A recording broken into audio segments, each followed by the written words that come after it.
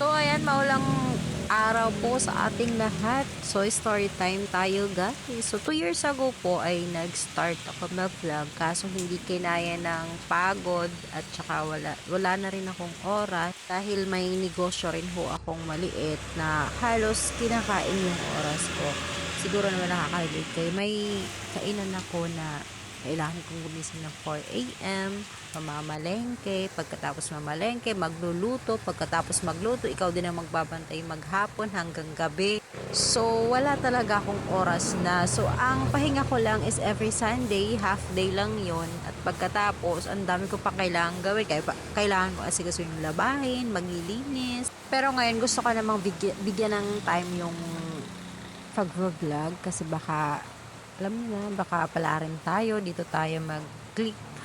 Kasi ang dami rin nagsasabi, bakit mo hininto? Bakit ganito? Bakit ganyan? Eh, hindi ko lang masabi sa kanila, hindi nyo maintindihan kasi nga, ang dami yung ginagawa, wala na akong oras, gano'n. Pero sa totoo lang, nai-inspire talaga ako dun sa mga vlogger na nag-start din na matagal na. Tapos ngayon lang din sila, kumbaga ngayon lang din sila nakilala.